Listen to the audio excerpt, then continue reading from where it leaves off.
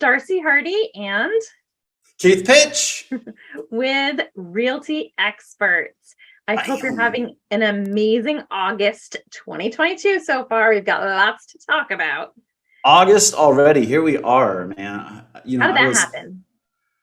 I was in shock last month when we were already halfway through the year and we're like ratcheting up the last half of the year to go down the other side. And I mean, woo, here we go. August, summer. Summer means we're out at the beach and having a good time. Darcy, what have you been doing with your summer? Going to the beach and having a good no. You went to Cannon Beach? We did. Yeah. We went to Cannon Beach. That was awesome. We had a client appreciation event the other day at down at the park. Cottage Lake Park. That was delicious with barbecue. We've been doing some pools and just enjoying the summer. What about you? We have as well been enjoying the summer. Lots of time out on the lake up here at Hayden Lake, getting the boat out, catching a couple fish, doing lots of tubing. I'm trying not to channel my cousin Jay and like just completely terrorize these kids right off the tube by doing like a 30-mile-an-hour, donut. But it's been really fun. We've got some more soccer travel coming up, but past that, we're just helping people navigate through the wild real estate ride right now and having them rebuild that confidence and getting them back out in the market. So exciting, less than a couple weeks until kids get back to school. I know some of my friends are already back. No, I have to say that because this little thing right here on one of my Facebook friends, they're down in Arizona. Their kids are already back in school. I'm like, Christina, how are your kids already back in school? It's the first week of August. Like, in Georgia, they start the first week of August too. Yeah. So, I mean, lo and behold, we did all this school supply shopping. So that's done. But now we have to go figure out what the kids are going to wear this beautiful school season. So very exciting. So as the kids get ready to go back to school, I think we're going to have a resurgence in the real estate market. But before we jump into the real estate market and figure out what's going on your side of the coin, let's talk rates. How does that sound? Rate the rates for me, please. Rate the rates. Okay, so a pretty amazing milestone happened since this whole launching point of interest rates going up because of the fear of inflation and what have you.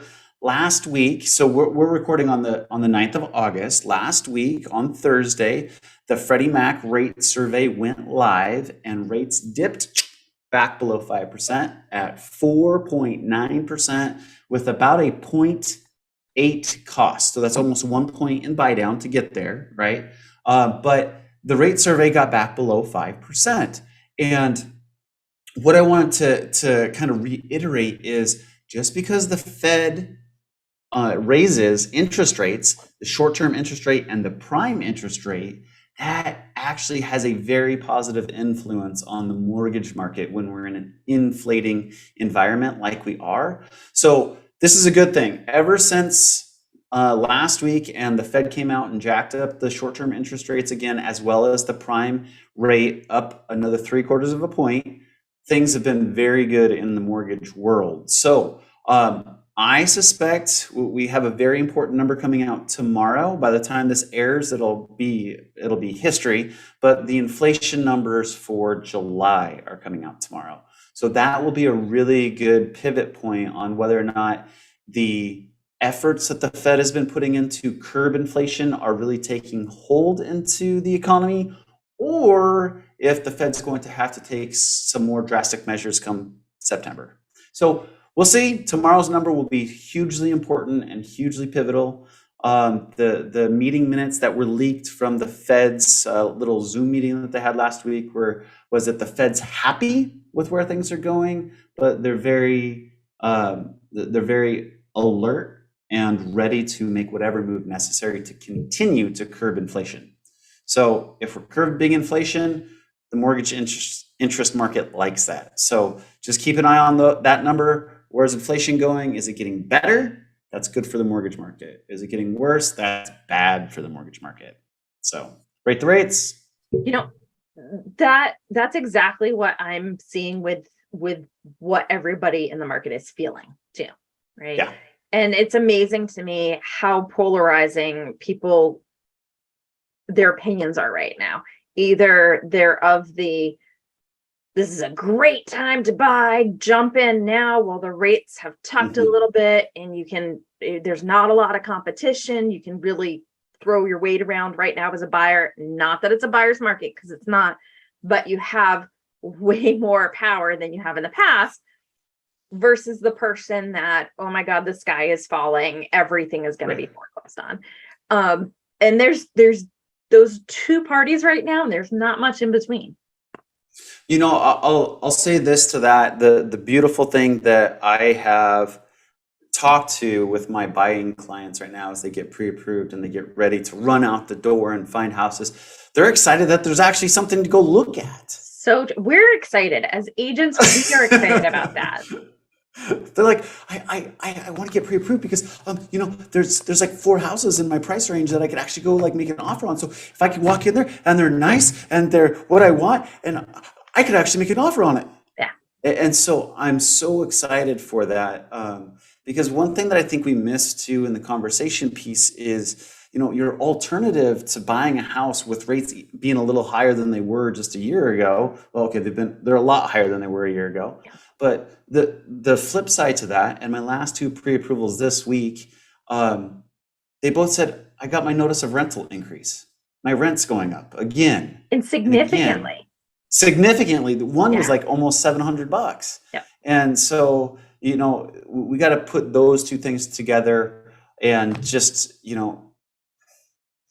there's no perfect timing in the market, right? I was having that conversation with somebody today. If you try to time the market, you will fail. Yep. Boom, shoot yourself in the foot. That's what happens. And my conversation with this person was, listen, I know we've known each other for a while, and I know that you think that I timed the market when I bought my place because it was perfect timing. It really was. Yeah. However, I'm in the industry. I know what's happening, and it was still dumb luck. It's if I tried to do that again, I wouldn't be able to. I had no idea that it was going to skyrocket right afterwards. So the other thing too, fundamentally, folks, real estate it's not a day trading commodity, right? Real estate it's a buy and hold strategy. Time in the market is your friend.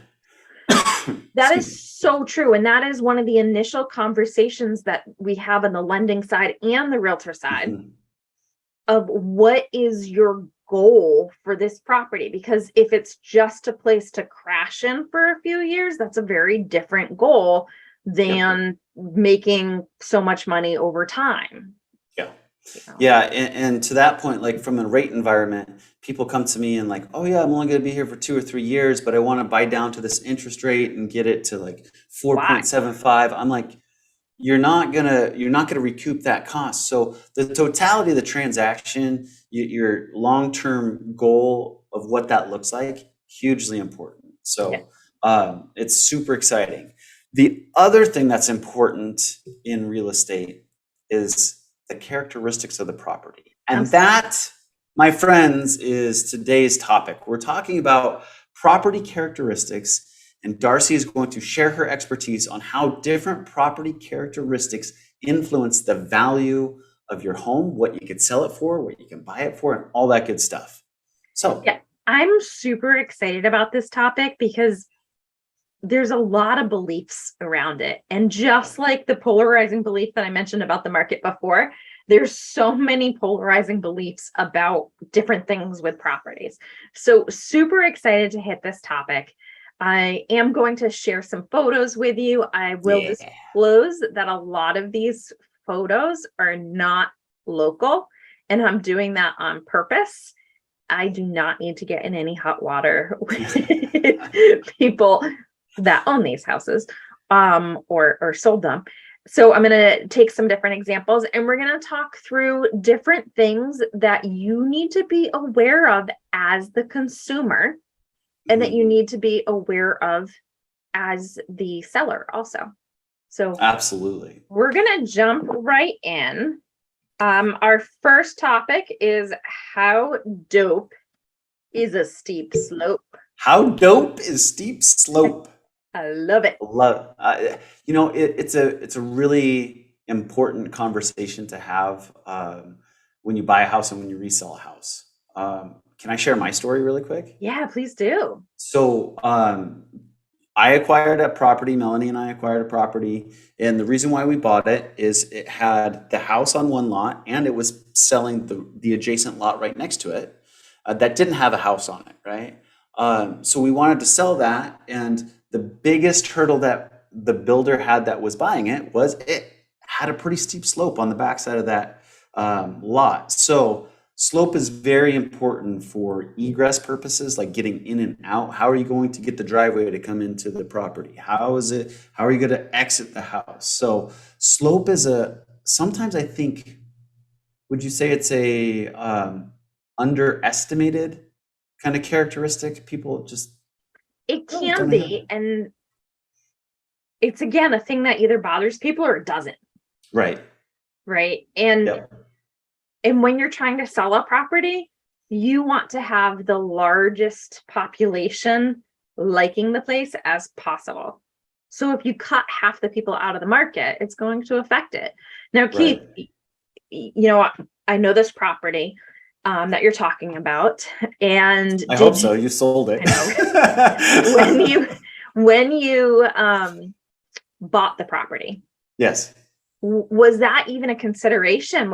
Were you thinking, oh, somebody's going to have a hard time building on this because of the slope? It wasn't, but it should have been. Because I was not the one that sold him the property. yeah, you let were me just not the say one it. that sold the property, but I understood the base value of a vacant 10,000 square foot lot in Yeah. King County. I'm like, oh, that's a pretty good investment. Yeah. It's why Mel saw it and she sent it over to me. I have to give mad props. Hashtag love you, honey. You're the one that found that one. And so we bought the house. But when I went to the open house that they had, that house, so this was 2018, that house had been sitting on the market for the better part of 45 days. And that was And not a market that things were sitting on them. no, not a market at 45 all days. that I was sitting on for 45 days. And I asked the gal that was doing the open house, I said, so she goes, well, a lot of people don't like the steep driveway because you literally came off the street and you nosed in at a pretty steep angle and then leveled out into the garage. Yeah. And she said a lot of people just don't like the steep slope of the property as well as the driveway. And so I was like, oh, okay, I get that, and I could overlook it. I don't want to be too stereotypical, but I drive a big old truck and a 4x4, and I didn't think about Melanie's minivan getting into that because if she cuts the corner too close, she'll hit the rocker panel. So Yeah. things to keep in mind that when the open house agent is telling you the feedback that they're getting from other prospective buyers, think about that on the exit strategy of the property because it could be very relevant. You absolutely need to. I have a few stories behind this and a picture.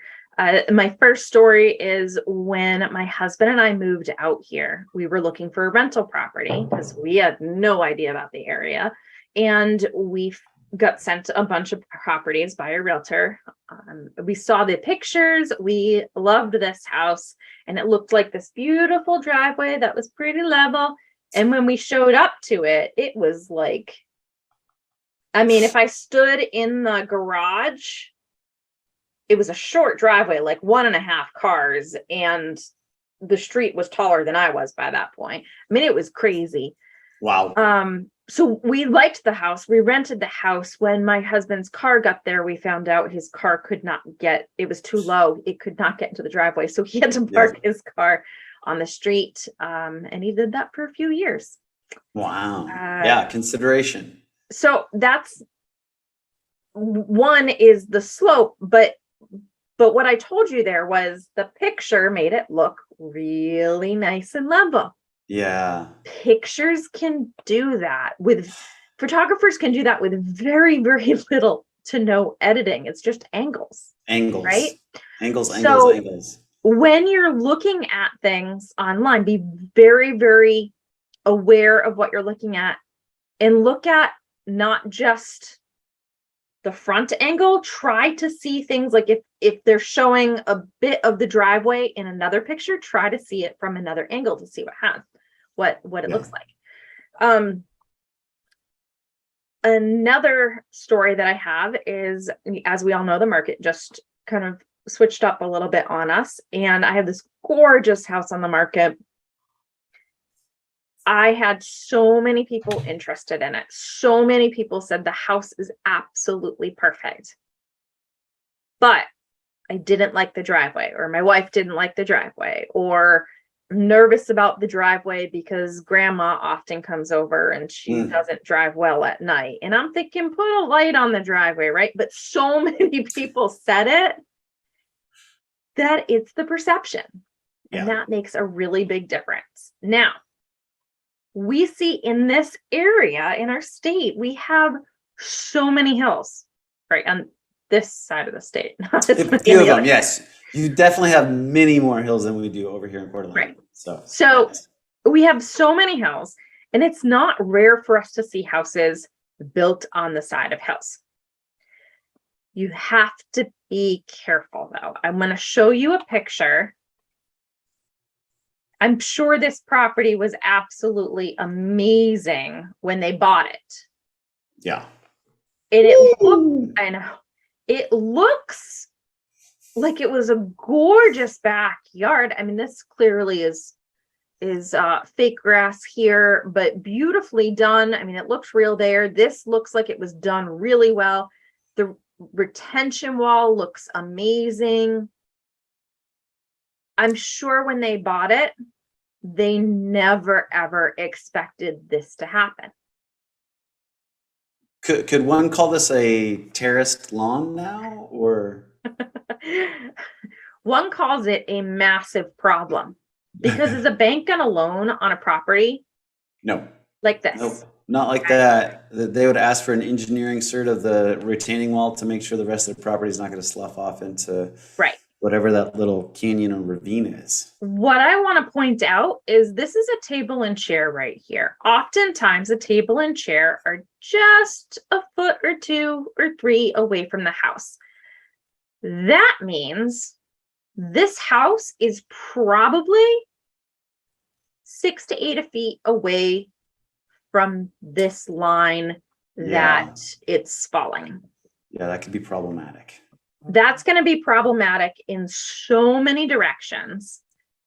If this person bought the house for, $1 million, which would not be strange in this area at all, trying to get somebody to buy it is going to be tough because nobody's going to lend on it. And that would have to get fixed, and I could only imagine how many hundreds of thousands of dollars it would be to replace that retaining wall. So funny you should ask that. Oh boy. I don't know on this one in particular, but I do have a friend that bought a house on a little bit of land, and eventually a development went in behind it. When they cut all those trees down, the land moved. They were towards the bottom. A lot of the land moved down towards them. They were being told that they, first of all, had to get out of the property. Wow. They no longer were allowed occupancy, and there was some fighting in that. But besides that, they were being told, in order to move back into your property, and thus in order to sell your property, you need to have a retaining wall. And when they quoted it out, this was a few years ago, it was quoted out at $1.3 million. Oh, wow. The house, when they bought it, was about a $400,000 split level, pretty decent place. Holy smokes. Yeah. So be very wary of how close the house is and how close the finishes are to edges. Right. Slopes can be good if they're built with the slope in mind. This property was not really built with the slope in mind. They just put up a wall. Yeah, right. So that's my example number one. That's a good example. I think this is an amazing example. It is not rare in our market here for people to request geotech studies. Yep. And if a particular property is quite slope, a smart agent is going to have a geotech study done in advance to show it to buyers. Right. And that geotech study does a viability of the hillside to make sure that stuff doesn't slough down, or if stuff has a potential to slough down, what the cures would be and remedies would be for that. So Exactly. And super important. I can't tell you how many people have loved a house that I've shown them, that I've talked out of buying the house, because I've had nerves of either the back of the property falling off or the other side of the property having a bunch of land come on it. It happens all the time. My nerves don't make a difference. However, I want to make sure that people fully understand what they're walking into. Yeah. And pictures are not going to do it. Because I guarantee you that cutoff view showing that was not in the listing pictures. Yeah, no. So, okay, so slope, right? That's one. Another characteristic that folks either love or they don't love is waterfront. Yeah. So waterfront, we have gorgeous lakes. We have the Puget Sound right there. Over here, we have Lake Pend Oreille, we have Lake Coeur d'Alene, we have Hayden Lake. Lake and water frontage is great. They For can be some good. people. They can be bad. So tell us the good, bad, and ugly with don't go chasing waterfront. Yeah, waterfront. I am a huge fan personally of waterfront. I absolutely love it. There's something calming about seeing the water like that just brings peace to me. And a lot of people are that way. However, when you're buying real estate, you have to remember that even in a normal property that doesn't have water, water is often the enemy. Yes. Okay. So when you're putting yourself in a property that's right on the water, you need to be cognizant of several things. First of all, being right on the water is going to cost you a heck of a lot of money because it is so desirable to a lot of people. And well, it's a premium. It is. And well, in Washington State, we oftentimes do not get surveys done. They're not required for a transaction here like they are required in many other states, because they're extremely expensive to have done. If you are buying waterfront, every single inch matters as far as cost. And there can be times that people will want to do a survey in order to make sure they're getting as much waterfront as they think they're getting. Right. So that's an upfront cost right there. Besides that, the water table changes. Water erodes. We have earthquakes and things like that. So if, again, it's a good example with the property that I just showed with that retaining wall. What if instead of land there, it was water, which we see those all the time, water, retaining wall, land. Yeah. How close is the house to that water? Because in our country, when your house ends up right up against the water, we don't then jump into boats and travel from house to house like they do in Italy. Hey, I'm sure you could, though. I mean, it's important. Yeah, it is important. It's important to travel and get around and know your neighbors. Yes, it absolutely is. And I have lived on a lake before. I have traveled to work via boat before. Nice. It can be wonderful. However, how's all our friends in West Seattle with the water taxi, right? There's a lot of, there's the water taxi. There's a lot of maintenance for retaining walls and other things to try and keep the land where it is. Rocks. There can be invasive species growing up in the water. Go ahead. The other thing that people need to keep in mind is some of our water is reservoir water, right? So it's not water 365 all day long, right? So most notably, you have Lake Tapps down there that loses, like, I think at least a third, if not more. And though you thought you bought waterfront, if you were coming in and you're buying in the springtime when all the snow is melting and the reservoir's up to the tippy top, you're like, oh, this is so great. And you get to September, October when they let that thing out, and your dock was floating, is now sitting on the ground, and you're 50 yards away from the closest shoreline. Yep. It kind of changes things. So it's also really important to know what kind of body of water you're bellied up to, right? And what the rules are on that body of water. Do you plan on swimming in it? Do you plan on having a power boat? Do you plan on fishing in it? Most of those things are not allowed in a lot of bodies of water. So you need to be very, very cognizant of it. Electric motors only. Electric motors only, gas motors, wakes, all that good stuff. There was a waterfront property that I had clients extremely interested in. And as we were doing the research on it, we found that that particular waterway, which does go out to the sound, is supposed to be dredged every 3 years in order to make it so the boats can freely come and go. It hadn't been dredged in over 9 years. Oh. That's a problem. Yeah. You put a boat in that, you might not be going too far. Yeah, really, really shallow, really fast. Exactly. So you need to be extremely cognizant when it comes to waterfront. I will also mention one more thing. As many people know, I do live in Woodinville. I do have a friend that bought a property on Lake Leota at one point. And it was a decent sized property. It took them, I believe it was 2.5 years to get a permit to be able to put a septic, because of all the requirements with the closeness of the water and the rules changing, and there's so many things. So it's being near water or having wetlands on your water, which again is on your land. It's extremely frequent around here. I see it all the times.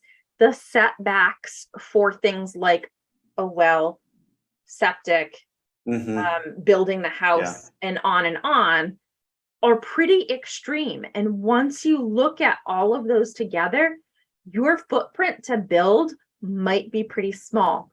Just like the property that you're saying that you sold on that slope, the buildable land, if it was flat, would have been very, very different than what it was on the slope. Yeah, that's a huge consideration. One last consideration that I just thought of that I didn't have in my notes is water equals potential flood zone. Yeah. Right. So that's another consideration. And sometimes why people opt not to go into the waterfront sector if they don't have a good bank system or what have you. If you are in that 100-year floodplain, you got to go get flood insurance on that house, and that flood insurance can be hundreds, if not thousands of dollars a month. So it's another consideration. I think that's why you find folks that are doing waterfront properties, they love the heck out of their waterfront so they can go through all that rigmarole. Yeah, you're absolutely right. And I was actually looking at this yesterday when I was looking up some pictures. I was looking at the flood plain for my area. Now my area doesn't flood, but there is a few streets down the road. I don't even know. I'm a realtor. I don't even know the name of the street. Everybody just calls it the street that floods. Like we all know it as the street that floods. It's prolific in the neighborhood. Yeah, if it rains, it's flooded. Like it's just a given. You can't go down that road. And it's accepted and it's fine. That doesn't show up at all in the flood maps. Wow. So, really? Just because it says it's not in the flood maps doesn't mean you shouldn't know the area. And this is why you want to work with a realtor that knows the area that they're selling in. Every now and then I sell in a different area and I have long conversations with my clients about it. I don't love selling in other areas because there are things like that a super local realtor is going to know and be able to warn that I can't. For sure. So. Yep. Real Okay. estate is local, super, super local. Hyper local. Yeah. So that's waterfront. Awesome characteristics. You either love it or you hate it. I don't know many people that are like, oh, I might live on waterfront, I might not. It's like I'm a waterfront person or I'm not. But anyway, let's turn the page. And this is actually a really hot topic. Our next characteristic, I get really frustrated with this one because I usually don't find out about it until we're way, way late in the process and I get an appraisal back. And this one is I walk the high tension power line. So high tension power lines, they have to replace the whole system in the Puget Sound. That's what they're trying to do to continue to port the amount of electricity into the King County, Snohomish County, Pierce County area. They're right now, you guys, going through and redoing towers, putting in bigger high tension power lines, and it has a significant characteristic impact on a piece of property. Darcy. Okay. So first I want to go from the lending side. Yes. Because you just said, I find out about it late in the game, and that frustrates the heck out of you. I'm going to get hot. Yep. How does the lender look at that, and how does that affect a loan? Okay. The number one reason why it affects us on the lending side, if there is a high tension power line, the underwriter wants to see another comp that has sold that is similar to that house that is sold for about the same amount, right? So what happens all too often, the Johnsons go out, they get under contract for $700,000. I get an appraisal back for $600,000, and I look at it, and one of the negative characteristics noted on the appraisal by the appraiser is the house backs up to high tension power lines. Comp number one is the only comp that I could find in the area that has also sold next to high tension power lines. And then people get mad at me because I have an appraisal that's $100,000 short. Right. So on that, we're not saying that there's not lots of other houses that have this feature, or I guess it is a feature. It is a feature. It's a negative characteristic to many people, but it's a feature. So it's not that we don't have lots of other houses out there that have this. It's we don't have lots of other houses that have sold recently enough to use and are the same, type of builds, square footage, all the things to make it a comparable property. I mean, there's times we try to get as close to the subject property as possible for those comparable properties. Yeah. And there's times they have to go out super far to find something like that.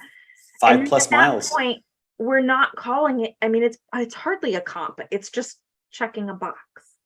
And that's really hard for the appraisal.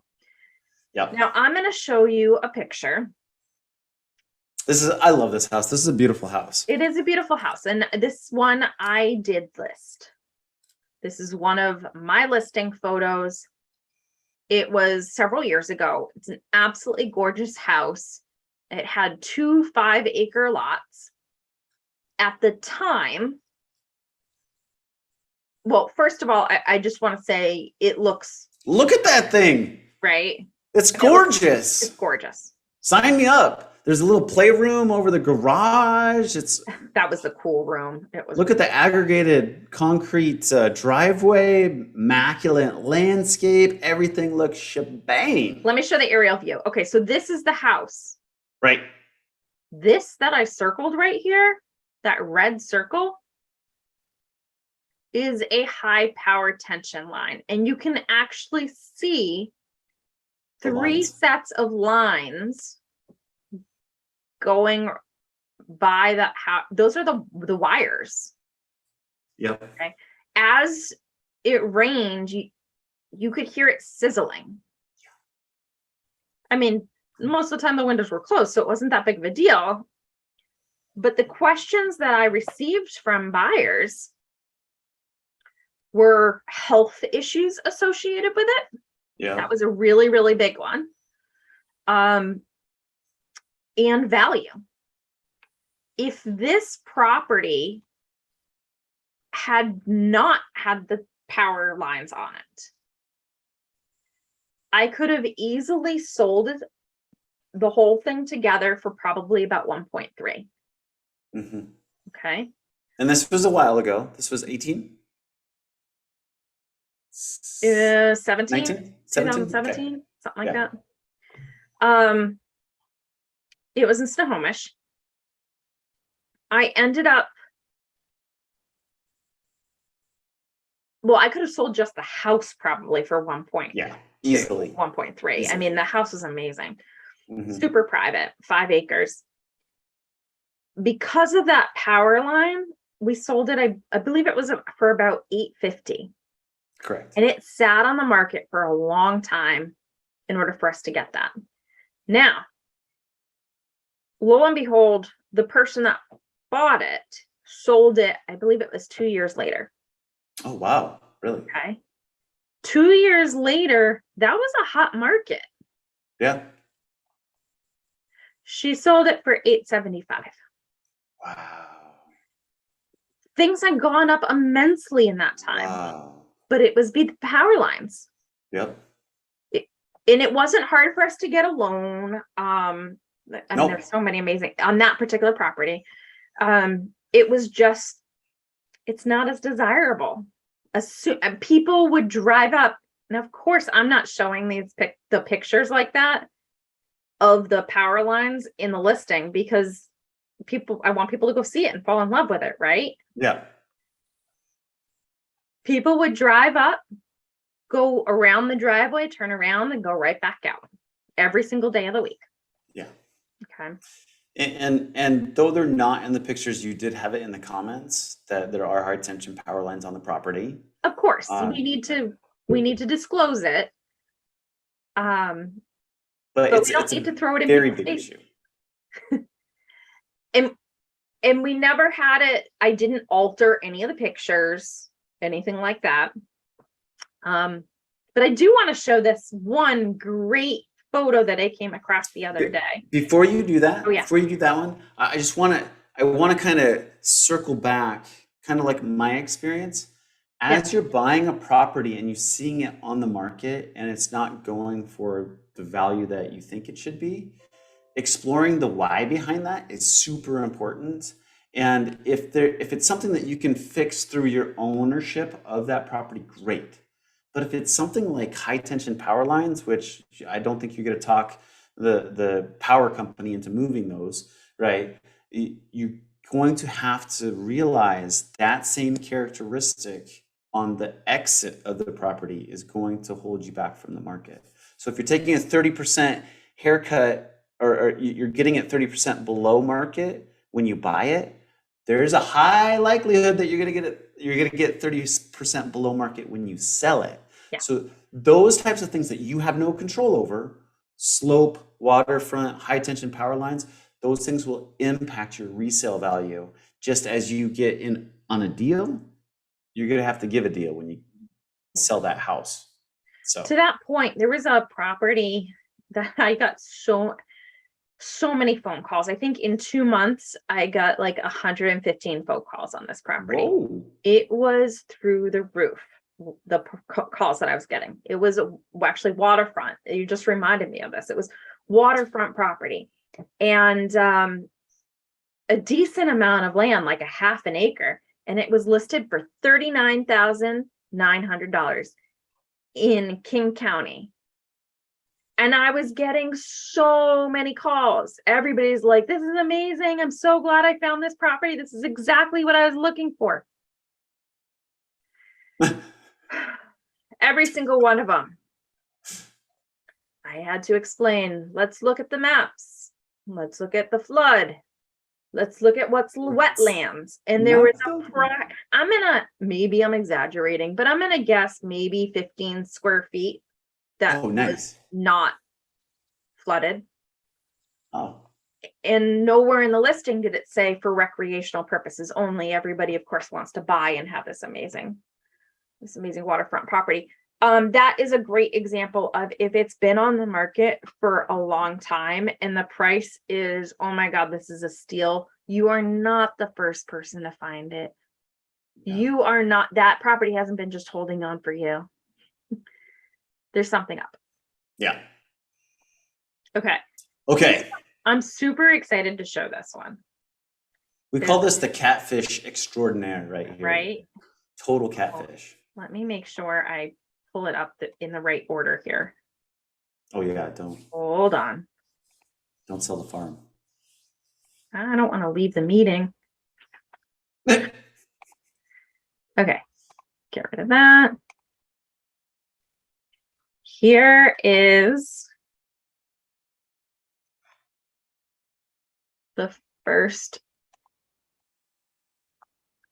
Ooh, no. I don't see anything. Okay. Oh, there it is. Oh, nice. Okay. By the way, I'm going to just disclose that this is from Australia. I'm not a fan of painted brick. I'm just going to go out there and say it right now.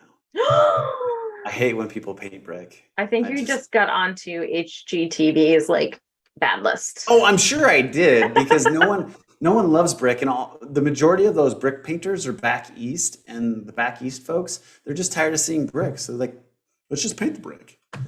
So I don't mind a nice little whitewash, kind of like a antique-y thing through the brick, but yeah, I'm not a fan of painted brick. But I don't think painted brick is what you were trying to show in this picture. That is not what I was trying to show you. But I mean, this is maybe not my ideal house, but it looks clean. It looks pretty well taken care of, decent. Utilitarian, let's call it. Right. Well, I mean, it doesn't have a lot of curb appeal, but it's a house. I'm sure those windows look into something really nice. Yeah, absolutely. Now, let's go ahead and share what the street view is. Same house from Google. Street view. Oh, looky there. Is that an alien invasion? Right. This is something that people don't oftentimes realize that is extremely easy for you to know about, but it's extremely easy also for us realtors, photographers, whatever, to get out of the way. They just edited those lines out. They edited the tower out. They changed the sky to blue. They could have even changed the grass to green. We can do just about anything else. I think they took out one of the roofs in the back. I mean, there's so many things that they did to this photo to get it. Could have been a CGI editor from Avatar, right? Just throwing it out there. There are so many companies out there that will edit photos for you, and removing things like this. I mean, I can get that done for as cheap as $4 a photo. But is it legal? Can you legally do that and put it on the multiple? So this one was actually done in Australia. Right. And in Australia, they were sued for false advertising, and they did lose. In the United States, false advertising? What are you talking about? What are you talking about? And I think this is a really, really, really, really important piece in many ways. One, we can edit photos easily. In fact, if you see a photo that is a real estate photo, meaning it looks like a clear, crisp, beautiful photo done by a professional photographer instead of a phone. Okay. Yep. It has been edited. Something has been done to it. That doesn't mean it's illegal. One of the great ways that they do things is they will take photo at all different levels of light coming in the lens. Aperture speed. So exactly, aperture. Yep. So we all know if we take a picture with our phone in a room, sometimes the room's going to turn out great and the windows are going to turn out horrible, or it turns out beautiful outside and the room turns out horrible, right? Yep. What they do is they blend all of those exact same pictures together so it looks like you're there. That's an edited photo. Okay. That's an acceptable edited photo. Now, when you do something like take out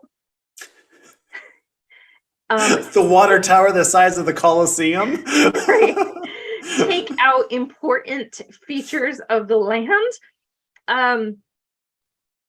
you're supposed to disclose it.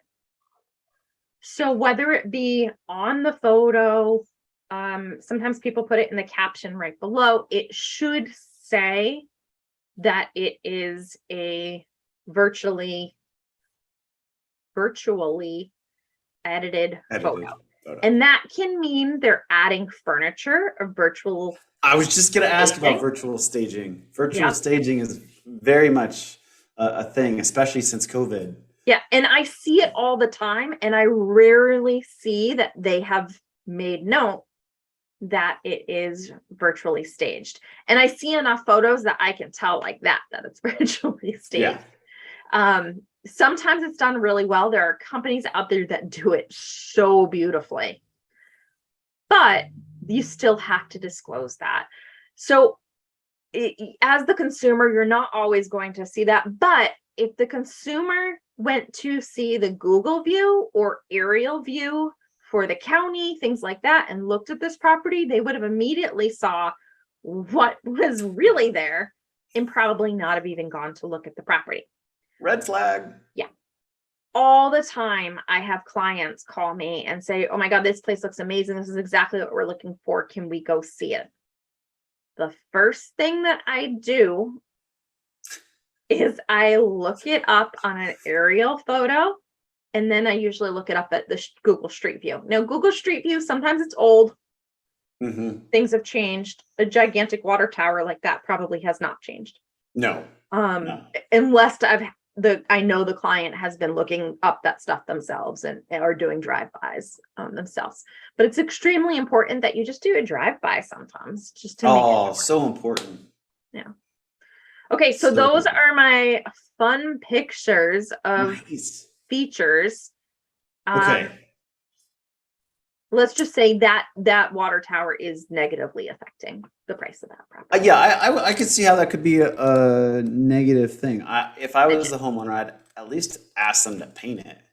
The city. I'm like, hey, could you guys? It's rusting out. You might as well paint it. Preserve the water table anyway.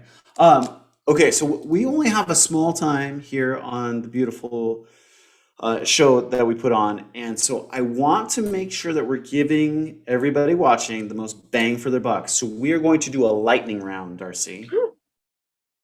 And the lightning round is going to consist of me and you playing the this or that game, property characteristic style. Now, for those of you at home that may or may not know what the this or that game is, it's very popular with the 6 to 13-year-olds, right? And they basically say, hey, would you rather be Superman or Batman? Do you want this or that? And you know, a lot of the time it revolves around poop jokes, but we're not going to do poop jokes today. We're just going to get into the nitty-gritty of property characteristics. So, Darcy, are you ready for the lightning round? I'm ready. Am I going off of what clients want or what I would personally want? Personally first, and then tell us what it would look like in the buyer's, seller's eyes. Okay. How about that? Run it down. All three of you. You can let your multiple personalities shine today with Darcy's view, buyer's view, seller's view. Sound good? Okay. So Darcy doesn't know anything about this. I kept this quiet with Jay and Katrina, and they didn't share the beautiful pictures that we're about to share. So characteristics number 1, this or that. Would you rather have a property next to a gas station or a convenience store, or 7-Eleven? Aren't they the same? No. Gas station sells the gas. The convenience store only sells the Slurpees. Oh, right? Okay. So I'm going to say a convenience store. Convenience store. Okay. Darcy says convenience store. What are buyers and sellers thinking? Sellers are thinking they're getting the hell out of there because they don't want either one of them. Gotcha. Okay. So deep discounts to list that property. Right. This is kind of a toss-up on what your personal opinions are. For me personally, I would say convenience store because the smell of gas no, thank you. And Yeah, oftentimes you'll be like downwind from that. Plus, traffic is going to be bad either way. lots of Um, in and out. it's both. The noise level is going to be high either way, but I would say it's probably going to be higher with a gas station. Yeah. Well, the And 76 is open 365, 7 days a week, 24 hours, yo. there's a lot of gas stations and convenience stores that are open all the time. And Fair enough. the lights oftentimes from those places are just pull down the shades, because the middle of the night it's going to look like it's noon. So is that a rental property buy and hold? Is that what we're talking about now? Actually, it could be, depending on where it is. It could be a very good rental property Yeah, because renters are not as fussy. There's certainly some people that are not going to want it, and it's not going to go for a premium. right. However, it could be a solid rental property. There you go. I like it. Yeah. Number two, this happens all the time. So we touched on one topic, but I want to compare it to another topic. Okay.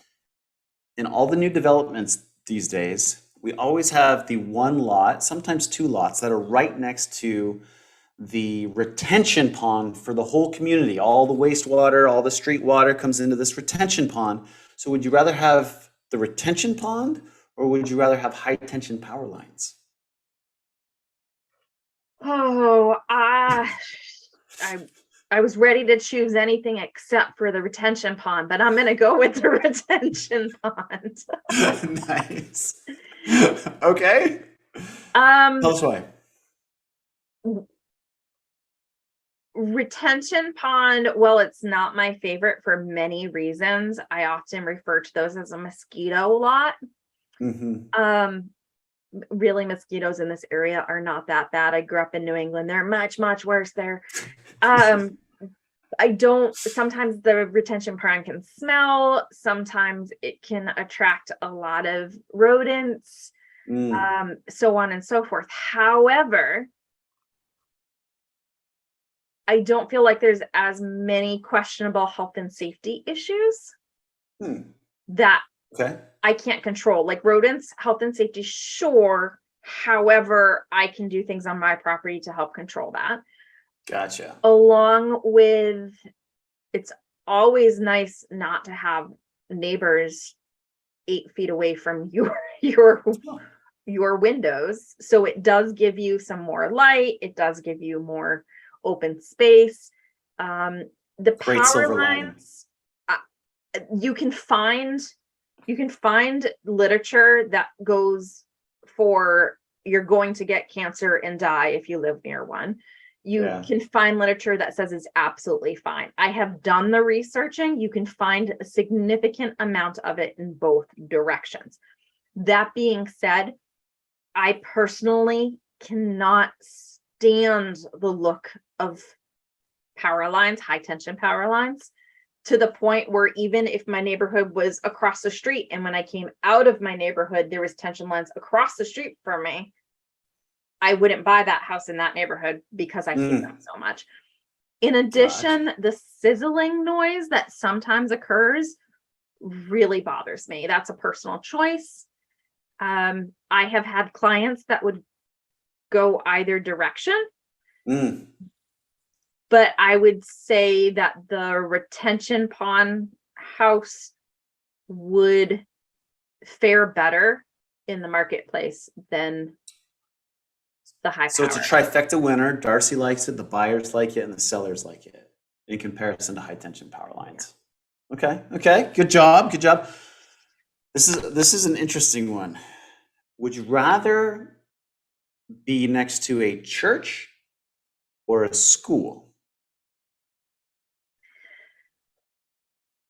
That is a super interesting one. Yeah.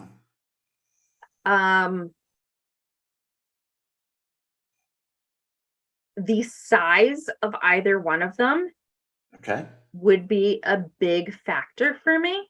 Gotcha. Well, our illustration is the Sagrada Familia, which is right in the heart of Barcelona. So I don't think that you're going to get that tall because that thing's like 200 and 700 feet tall. So maybe just like your little community church. Yeah. So, and when I say Sitting on an acre lot kind of thing. I don't know. So It's when 2 I say acres. size matters, Yeah. I'm saying that because the number of people coming and going and how often people are coming and going. Yeah. There are churches that have people all day, every day, have multiple services throughout the day, every day of the week, lots of groups. That's different than a church that has Right. a service on Sunday or a Yeah. service on Saturday. Wednesday, Sunday, Saturday, whatever. Exactly. Yeah, and some of the larger churches and mid-sized churches, they even have childcare throughout the week. So you're next to a church/school. Exactly. So yeah. the characteristics of the property are going to make a big difference. Okay. But if we're comparing a school of the hours in school time are going to be a pain in the butt and noisy, but weekends are going to be fairly quiet, to a traditional church where weekends are going to be kind of crazy, but during the week it's going to be pretty chill and quiet. I think I would prefer to be next to a school. Gotcha. But the characteristics of each of those would really change things. For a lot of people, I'm just thinking of my buyers. I think for a lot of people, the denomination of the church could make a difference. Okay. Not because they prefer one over the other, although I do think there's a certain amount of, if it's something that you're comfortable with, it's easier for you to be there. But I have talked to people that are nervous about terrorism next to certain churches. I have talked to people that are nervous about extreme groups belonging to certain churches. Gotcha. And all over the board, not one or the other. I mean, all over the board for different religions. And for that, I think a school is probably going to be a little bit more palatable for a lot of people. However, there's some amazing churches that have tons of neighbors that are pretty quiet and nobody has a problem with them. So yeah.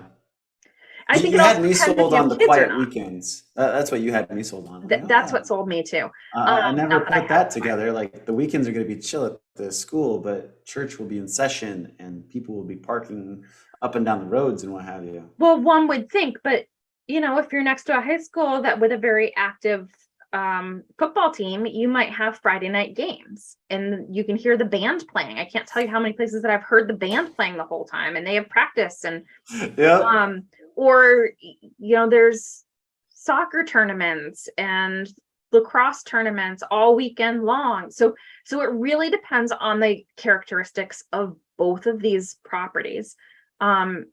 And whether it's an elementary school versus a high school can make a difference for, who's dropping people off. Yeah. Along with if you have kids or not, it can make a difference. I'll tell you, we lived in Tamashanner there for a year and walking the kids to school every day, 2 blocks, because that's when they were in elementary school specifically. I think I loved living next to elementary school and being able to walk my kids to school. Yeah. It was so cool. So I don't know about middle school and high school because at that point, like my kids have a hard time like giving me a hug goodbye when they go get the bus. So I don't think that endearing kid thing is carrying on into middle school and high school, but right. Yeah, elementary was super cool. Yeah.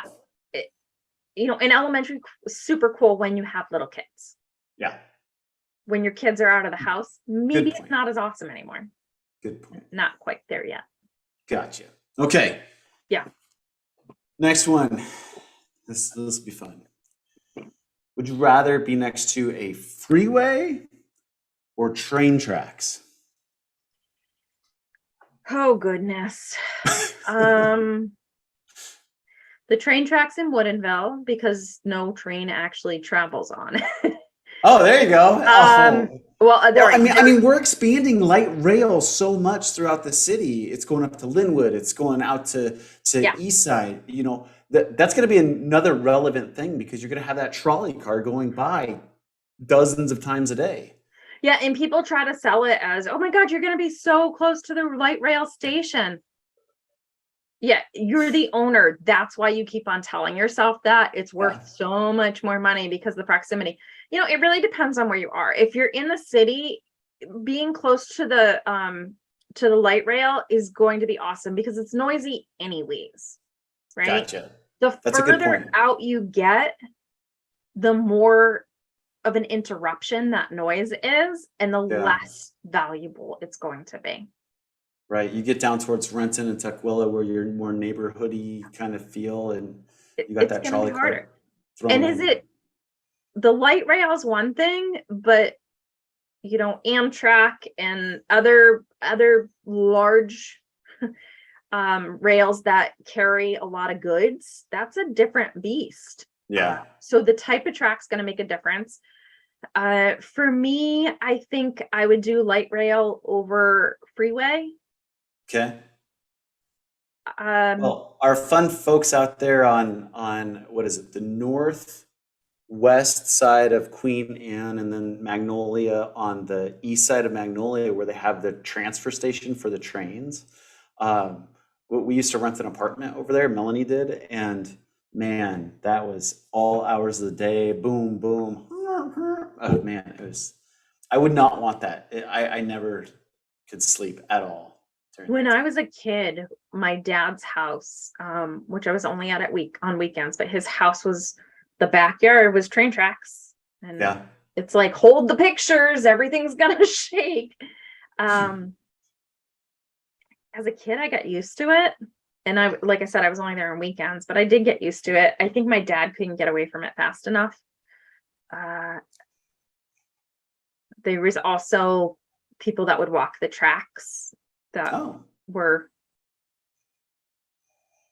not the friendliest of individuals. Gotcha. So that that was Fair enough. interesting. That was in Rhode Okay. Island. Yeah, but So, I'd say probably if it's light rail, I would do light rail over freeway. I might do freeway over a big train tracks, freight nasty trains. freight train. Yeah. Fair enough. Fair enough. Okay. Last one, and it has to be just a lightning gut reaction. Would you rather live next to a Krispy Kreme or Starbucks? Krispy Kreme. Yes. Me too. I'm a Krispy Kreme. And I have. I lived in Issaquah right by well, it wasn't right next to, but I could have walked to it. You were up the hill, weren't you? Yeah. Yeah. Black Nugget Road. Black Nugget Road. I mean, I think Nashville to walk. Yeah. Wow. Well, it makes the Krispy Kreme worth it at that point, right? Yeah. I was also pregnant, so I was not walking that hill at all. But Nice. honestly, it comes down to traffic. Yeah. Well, we could throw a Chick-fil-A in there now too, because they screw up traffic wherever they set up a new Chick-fil-A. No For kidding. years. I mean, Bellevue still will never be the same. Sorry, Bellevue. No. You have a Chick-fil-A problem. It's not a traffic congestion problem. You have a drive-through problem. Anyway, I digress. So thank you for doing the lightning round. Just to recap, we were saying convenience store. We were saying retention pond as opposed to high tension power lines. Churches and schools were like up in the air. That was even. You really layered on the train, light rail, and freeway, and then finally Krispy Kreme. So let's go get some donuts. But yeah. So before we get the donuts, Yeah. we have one final piece of business to do. Mythbusters. Mythbusters. Yeah. So I don't have here. I've got my sunglasses. Put on my sunglasses. Not that you need shades for this Mythbusters, but I don't have my safety goggles. So I don't this have is my the safety closest thing I goggles have. either. So there is, I don't know where this perception came from. It might have come from the same place where 20% down came from. Yeah. The perception that you need 20% down to buy a house. But oh, you have protection goggles. Those are the same goggles I use when I go shooting. That's where I got them. The shoes. Nice. Anyway, so Darcy, the perception is the American dream is that beautiful suburban home with 4-bedroom, 2.5 bath on a corner lot. Corner lot. Is it really a thing? Is it really the dream to be on a corner? No, it's not. But this is a myth. But Yeah, okay. people believe it. Oh, if they bought a corner lot, they're like, oh, it's a corner lot, so it's bigger than the rest of them, so it's going to be very valuable. My perception is they made it a little bit bigger than the rest of them to make up for the amount of noise that you're going to have from 2 streets. Yeah. So many people talk about corner lots being extra valuable. I don't know of buyers that think that. It's just, maybe it used to be a thing. It's not anymore. Builders still sell the corner lot at a premium. Yeah, it's a perception. I honestly don't get it. Oftentimes, I live on a corner lot myself. Yeah. Did I want a corner lot? Do you? And You you live on a have corner before lot. too. Did Yeah, I want a corner lot? No. Did we almost not buy it because it was a corner lot? Correct. Did we Wow. get it at a discounted price because it was a corner lot? Absolutely. And why I know that is because I had clients that were looking at buying this house. And the reason why they didn't, I had 2 clients looking at this house. The reason why they did not buy it was because it was a corner lot. One of the roads is a little bit noisier. Well, the other road's just kind of dead, but Yeah. and it wasn't even the noise. It was the fact that it was a corner lot. The people that we bought it from, the lady that we bought it from, she was 92 and she had lived here for 50 years. Wow. Yeah. Her grandson told me after we purchased it, like getting the keys and everything, he told me all these stories about all these cars that ended up in the bushes on one of the Oh, many things man. happen. Corner lot is not a premium lot unless there's some other feature about it that's making it a premium. If the house is better for some reason, if there's like a gigantic amount more land, but just the fact that it's a corner lot, that's complete myth. Complete myth. Busted. There it is. So, that's exciting to bust that myth. Our Issaquah house that we just sold was on a corner lot, and one was a fairly busy road because it was the way to get off Squawk Mountain. The other one, we had weird cars that parked there all the time for days and days on end. And after 3 days, I'd call the city and say, "Hey, this car hasn't moved in 24 hours. Can you come at least take note of it?" Right. So yeah, it definitely, it's an interesting thing, the corner lot. So cool. Well, there you have it, everybody. Characteristics matter in property. In buying it, you may be getting a deal. In selling it, you may be having to give a deal. So just keep that in mind. And if you guys have any questions, please feel free to ask. Throw it in the chat here, DM us, put it in the YouTube chat, whatever. Definitely subscribe, like, share, call us. We're here for you. If you found value, please share the good word and let us know that you liked it. Enjoy, you guys, tuning in this month for real estate. I almost said real estate now. Thank you so much for joining us on Realty Experts. Thank you for joining us with Realty Experts. Yes, we'll catch you next time, and have a safe and, I hate to say this, a grand finale in August to your summer. Have an amazing end of the summer, and I don't like that. We'll enjoy. Take care. Bye, everyone.